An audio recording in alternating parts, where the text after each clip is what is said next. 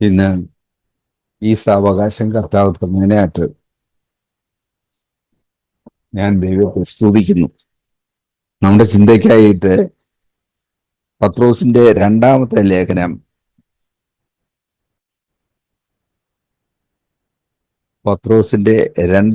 ലേഖനം, മൂന്നാം അധ്യായം 14 വാക്യം.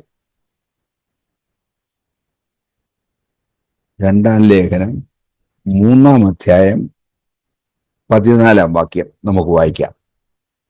അതുകൊണ്ട് പ്രിയമുള്ളവരെ, നിങ്ങൾ ഇവയ്ക്കായി കാത്തിരിക്കയാൽ അവൻ നിങ്ങളെ കറയും കളങ്കവും ഇല്ലാത്തവരായി സമാധാനത്തോടെ കാണുവാൻ ഉത്സാഹിച്ചുകൊണ്ട് നമ്മുടെ കർത്താവിന്റെ ദീർഘക്ഷമയെ രക്ഷ എന്ന് വിചാരിപ്പിൻ. കർത്താവിന്റെ ദീർഘക്ഷമയെ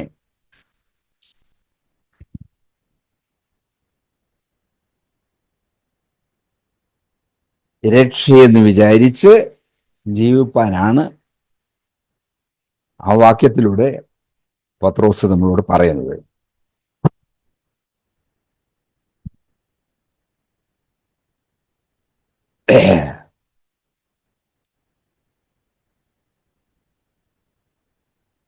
അപ്പോഴ്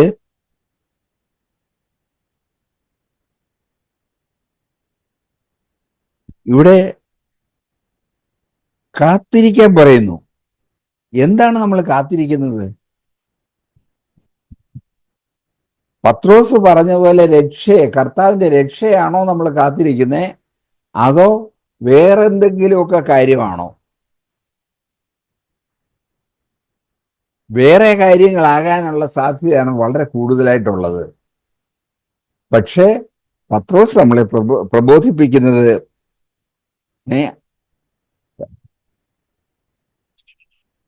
അവന്റെ രക്ഷയെ കാണുവാൻ സമാധാനത്തോടെ, അവന്റെ രക്ഷയെ കാണുവാൻ ഉത്സാഹിച്ചുകൊണ്ട് കർത്താവിന്റെ ദീർഘക്ഷമയെ രക്ഷ എന്ന് വിചാരിപ്പിൻ.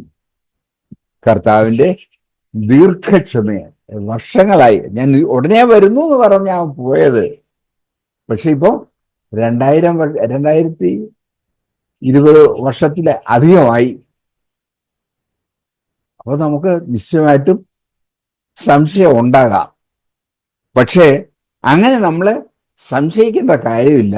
കർത്താവ് പ്രോമിസ് ചെയ്തത് അതുപോലെ തന്നെ നിവർത്തിക്കും. അതുകൊണ്ട് നമ്മൾ വെയിറ്റ് ചെയ്യുക, കർത്താവിന് മുമ്പിൽ വെയിറ്റ് ചെയ്യുക. നാം എന്തിനാണ് കാത്തിരിക്കുന്നത് എന്ന് കാണാൻ ഈ 11 മുതൽ 13 വരെയുള്ള വചനങ്ങൾ ഒന്ന് വായിക്കാം. 2 പത്രോസ് 3:11 മുതൽ 13 വരെയുള്ള വാക്യങ്ങൾ. നാം കാത്തിരിക്കുന്നത് നീതി വസിക്കുന്ന പുതിയ ആകാശത്തിനും പുതിയ ഭൂമിക്കും വേണ്ടിയാണ്. ഒരു പുതിയ ആകാശവും ഒരു പുതിയ ഭൂമിയും വരുന്നു. അത് നീതി വസിക്കുന്നതാണ്. ഈ ലോകത്തില് നീതി ഇല്ലാത്തത് കൊണ്ട്, പല ഭാഗത്തും പല സ്ഥലത്തു നിന്നും നമുക്ക് നീതി ലഭിക്കാത്തത് കൊണ്ട്, ഈ നീതി ലഭിക്കുന്ന ആ പുതിയ ആകാശത്തിനും പുതിയ ഭൂമിക്കും വേണ്ടി നമുക്ക് കാത്തിരിക്കാം.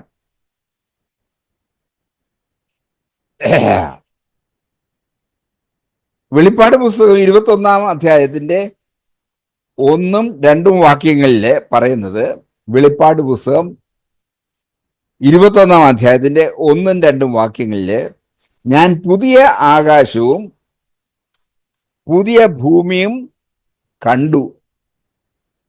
യോഹന്നാൻ ആ പത്മോസ് ദ്വീപ് കിടന്നുകൊണ്ട് പറയുകയാണ്, ഞാൻ പുതിയ ആകാശവും പുതിയ ഭൂമിയും കണ്ടു.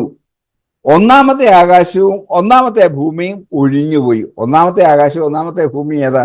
ഇതാണ്. ഇത് ഒഴിഞ്ഞുപോയി, ഇല്ലാതായി. അതുകൊണ്ട് ഞാൻ പുതിയ ഭൂമിയും പുതിയ ആകാശവും കണ്ടു. ഒഴിഞ്ഞുപോയി. സമുദ്രവും ഇനിയില്ല, കടലില്ല. പുതിയ യെരൂശലേം എന്ന വിശുദ്ധ നഗരം, പുതിയ യെരൂശലേം, പഴയ യെരൂശലേം അല്ല, പുതിയ യെരൂശലേം എന്ന വിശുദ്ധ നഗരം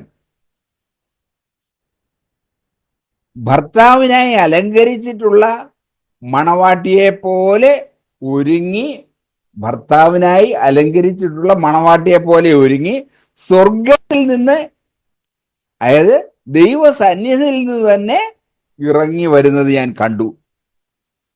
യോഹന്നാൻ കാണുകയാണ്, സ്വർഗത്തിൽ നിന്ന് ഇറങ്ങി വരുന്നു ഒരു പുതിയ ആകാശവും ഒരു പുതിയ ഭൂമിയും.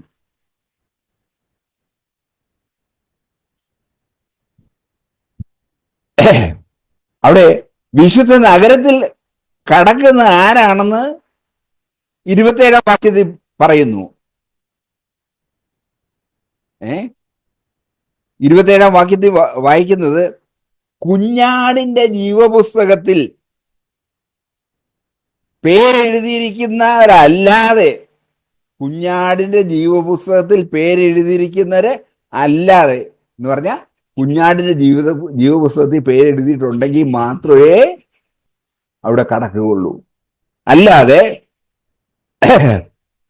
അശുദ്ധമായതൊന്നും മ്ലേച്ഛമായതും ഭോഷ്കർ പറയിക്കുന്നവർ ആരും,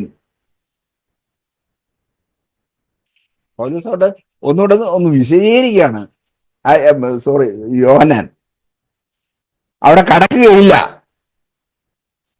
പഴയ നിയമത്തിൽ യെശയ്യാവിന്റെ പുസ്തകത്തില് 65-ാം അധ്യായം 17-18 വാക്യങ്ങളില് ഇങ്ങനെ പറയുന്നു. യെശയ്യാവ് 65-17-18, ഇതാ ഞാൻ പുതിയ ആകാശവും പുതിയ ഭൂമിയും സൃഷ്ടിക്കുന്നു. അപ്പോ പുതിയ സഹോദരന്മാര് മാത്രമല്ല, പഴയ പ്രവാചകന്മാരും പറയുന്നു പുതിയ ആകാശവും പുതിയ ഭൂമിയും സൃഷ്ടിക്കുന്നു. മുമ്പിലേത് ആരും ഓർക്കുകയില്ല, ആരുടെ മനസ്സിൽ വരികയും ഇല്ല. ഞാൻ സൃഷ്ടിക്കുന്നതിനെ കുറിച്ച് നിങ്ങൾ സന്തോഷിച്ച് എന്നേക്ക് ഘോഷിച്ച് ഉല്ലസിപ്പിൻ. ഞാൻ സൃഷ്ടിക്കാൻ പോകുന്ന പുതിയ ആകാശത്തെയും പുതിയ ഭൂമിയെയും കുറിച്ച് നിങ്ങൾ സന്തോഷിച്ച് ഉല്ലസിച്ച് എന്നേക്കും അതിനെ കുറിച്ച് നിങ്ങൾ പറഞ്ഞോളാൻ. അപ്പൊ പുതിയ ആകാശത്തെയും പുതിയ ഭൂമിയെ കുറിച്ച് നമുക്ക് പറയാം. ഉല്ലസിപ്പിൻ, ഇതാ ഞാൻ യെരൂശലേമിനെ ഉല്ലാസപ്രദമായും അതിലെ ജനത്തെ ആനന്ദപ്രദമായും സൃഷ്ടിക്കുന്നു. സങ്കീർത്തനക്കാരൻ എന്തോ പറയുന്നു നമുക്ക് നോക്കാം. 50-ാം സങ്കീർത്തനം 3-ാം വാക്യത്തില്, നമ്മുടെ ദൈവം വരുന്നു, നമ്മുടെ ദൈവം വരുന്നു, മൗനമായിരിക്കുകയില്ല, അവന്റെ മുമ്പിൽ തീ ദഹിപ്പിക്കുന്നു, അവന്റെ ചുറ്റും വലിയൊരു കൊടുങ്കാറ്റ് അടിപ്പിക്കുന്നു. വലിയൊരു കൊടുങ്കാറ്റ് അടിപ്പിക്കുന്നു.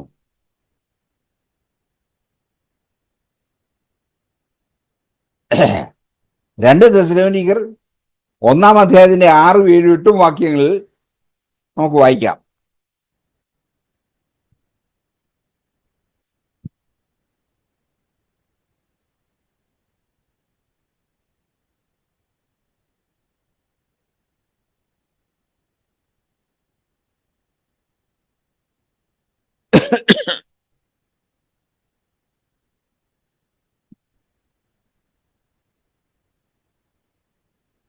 രണ്ട് തെസ്സലോനിക്കർ 1-ന്റെ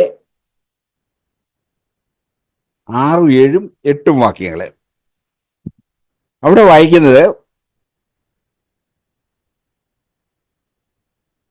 ബഹു കഷ്ടം സഹിക്കേണ്ടി വന്നിട്ടും, 1 തെസ്സലോനിക്കർ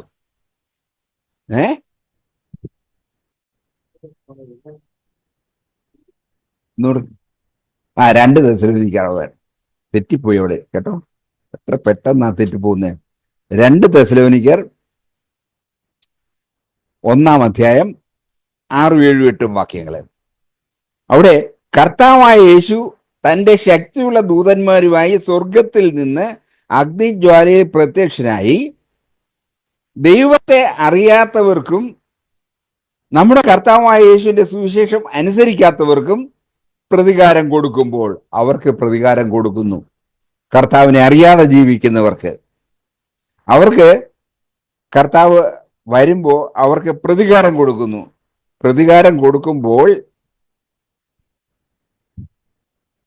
നിങ്ങളെ പീഡിപ്പിക്കുന്നവർക്ക്, 8-ാം വാക്യം, നിങ്ങളെ പീഡിപ്പിക്കുന്നവർക്ക് പീഡയും, ഇപ്പോ പീഡ അനുഭവിക്കുന്ന നിങ്ങൾക്ക് ഞങ്ങളോടുകൂടെ ആശ്വാസവും പകരം നൽകുന്നത് ദൈവസന്നിധിയിൽ നീതിയല്ലോ. ദൈവസന്നിധിയിൽ നീതിയായുള്ളൊരു കാര്യം അവിടെ നടക്കാൻ പോകുന്നു.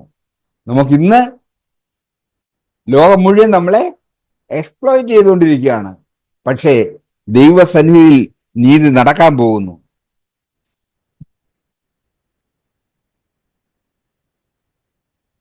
എട്ടും വാക്യങ്ങളെ ഇനി തീത്തോസിന്റെ ലേഖനം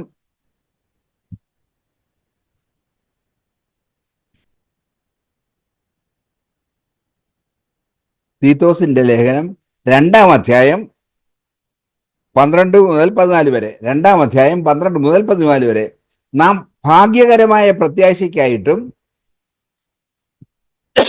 മഹാദൈവവും നമ്മുടെ രക്ഷിതാവുമായ യേശുക്രിസ്തുവിന്റെ തേജസ്സിന്റെ പ്രത്യക്ഷതയ്ക്കായിട്ടും കാത്തുകൊണ്ട് ഭക്തികേടും പ്രപഞ്ചമോഹങ്ങളും വർജിച്ചിട്ട് ഈ ലോകത്തിൽ സുബോധത്തോടും നീതിയോടും ദൈവഭക്തിയോടും ജീവിച്ചു പോരേണ്ടതിന് അത് നമ്മെ ശിക്ഷിച്ചു വളർത്തുന്നു. അങ്ങനെ ഒരു ശിക്ഷയുടെ വളർത്തലിലാണോ നമ്മള്? ആ ഒരു വളർത്തൽ നമുക്ക് ആവശ്യമാണ്. അത് വിട്ടുമാറി നമ്മൾ എങ്ങോട്ടും പോകരുത്.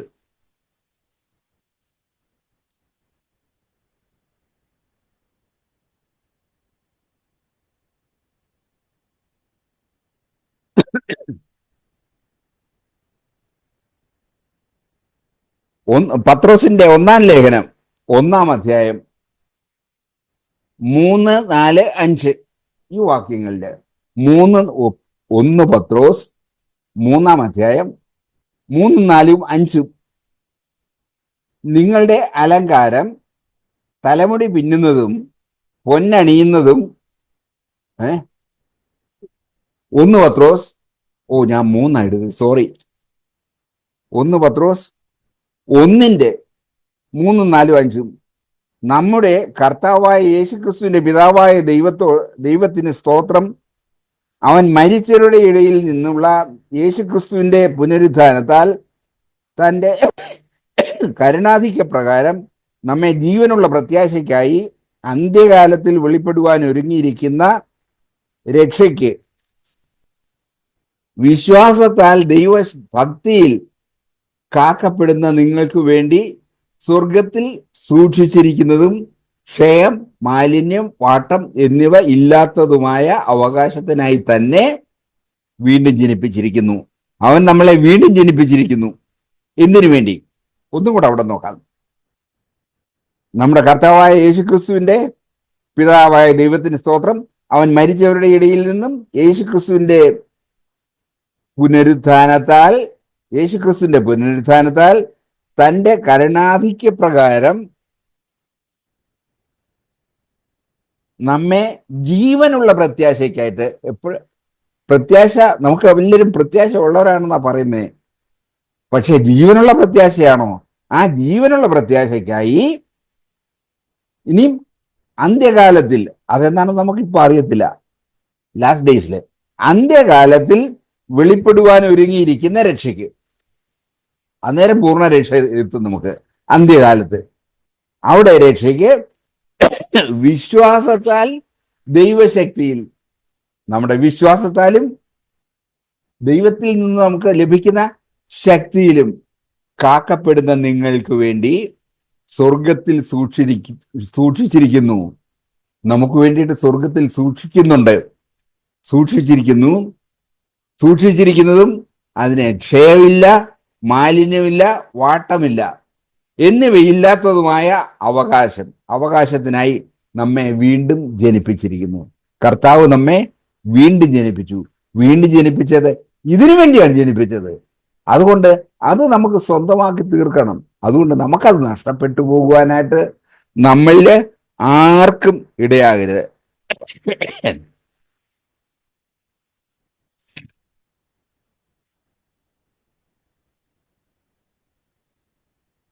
ക്രിസ്തുവിന്റെ പിതാവായ ദൈവത്തിന് സ്തോത്രം. അവൻ മരിച്ചവരുടെ ഇടയിൽ നിന്നുള്ള യേശു ക്രിസ്തുവിന്റെ പുനരുത്ഥാനത്താൽ തന്റെ കരുണാധിക്യ പ്രകാരം നമ്മെ ജീവനുള്ള പ്രത്യാശയ്ക്കായി അന്ത്യകാലത്തിൽ വെളിപ്പെടുവാൻ ഒരുങ്ങിയിരിക്കുന്ന രക്ഷയ്ക്ക് വിശ്വാസത്താൽ ദൈവശക്തിയിൽ കാക്കപ്പെടുന്ന നിങ്ങൾക്ക് വേണ്ടി സ്വർഗത്തിൽ സൂക്ഷിച്ചിരിക്കുന്നതും ക്ഷയം, മാലിന്യം, വാട്ടം എന്നിവ ഇല്ലാത്തതുമായ അവകാശത്തിനായി വീണ്ടും ജനിപ്പിച്ചിരിക്കുന്നു. നമ്മളെ വീണ്ടും ജനിപ്പിച്ചിരിക്കുന്നു ഇതിനു വേണ്ടിയിട്ട്. അങ്ങനെ വീണ്ടും ജനിച്ച വിശ്വാസികളായിട്ട് നമുക്ക് ജീവിക്കണം. യെശയ്യാ പ്രവാചകന്റെ പുസ്തകം 34 അധ്യായത്തിന്റെ 14 മുതൽ 17 വരെയുള്ള വാക്യങ്ങളിൽ പുതിയ യെരൂശലേമിൽ വസിക്കുന്നവർക്ക് എങ്ങനെ ആയിരിക്കണം. പുതിയ യെരൂശലേമിൽ അവർക്കന്ന് പഴയ യെരൂശലേമിലാണ് അവർ ജീവിക്കുന്നത്. എന്നാൽ പുതിയ യെരൂശലേം വരുന്നു. ആ പുതിയ യെരൂശലേമിൽ ജീവിക്കുന്നവര് എങ്ങനെ ആയിരിക്കണം എന്ന് പറയുന്നു.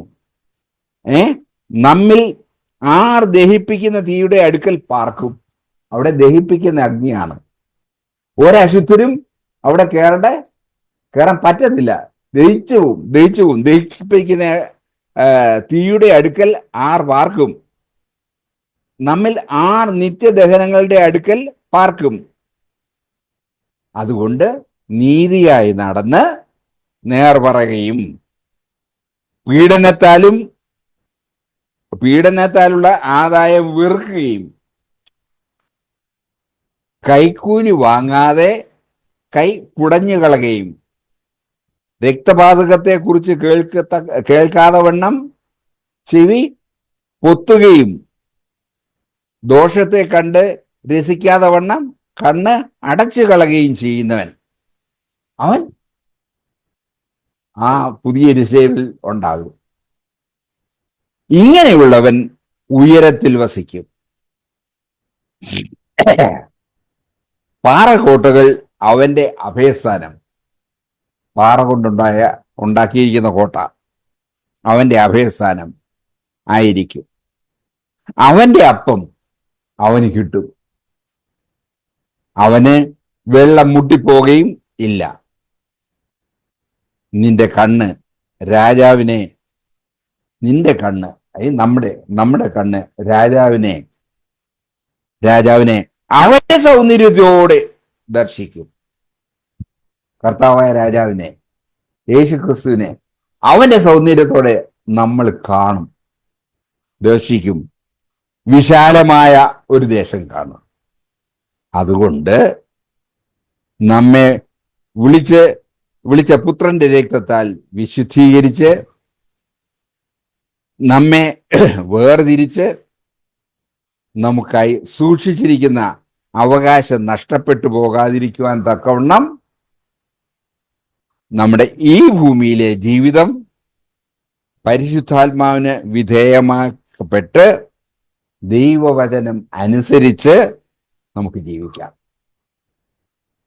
ഈ വാഗ്ദത്തം നമുക്ക് ലഭിക്കണമെന്നുണ്ടെങ്കിൽ നമ്മളിങ്ങനെ ജീവിച്ചേ പറ്റത്തുള്ളൂ. അല്ല സ്വന്തം ഇഷ്ടം അനുസരിച്ച് ജീവിച്ചാൽ നമുക്കത് ലഭിക്കത്തില്ല. ജീവിക്കാം. 2 പത്രോസ് 3:17-18 വാക്യങ്ങളിൽ പറയുന്നത് നമുക്ക് തന്നിരിക്കുന്ന മുന്നറിയിപ്പ്. ആ തന്നിരിക്കുന്ന മുന്നറിയിപ്പ് നമുക്ക് യഥാർത്ഥമായിട്ട് ഒരു മുന്നറിയിപ്പ് കിട്ടിയാൽ എങ്ങനെയാണ്? അതനുസരിച്ച് നമ്മൾ മാറിക്കൊടുക്കും. അതനുസരിച്ച് നമ്മളുടെ ജീവിതത്തെ വ്യത്യാസപ്പെടുത്തും. ആ മുന്നറിയിപ്പ് കൂടി ഒന്ന് വായിക്കാം. എന്താ പറയുന്നത്? എന്നാൽ പ്രിയമുള്ളവരെ, നമ്മളെ വിളിക്കുകയാണ്, പത്രോസ് വിളിക്കുകയാണ്.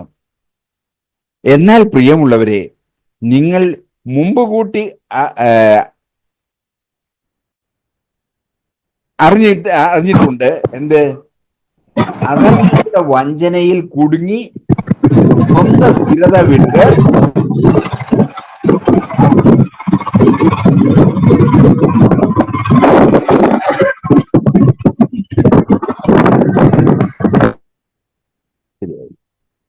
അധർമ്മികളുടെ വഞ്ചനയിൽ കുടുങ്ങി സ്വന്തം സ്ഥിരത വിട്ട് വീണു പോകാതിരിപ്പാൻ നമ്മൾ സൂക്ഷിച്ചു പോകാം.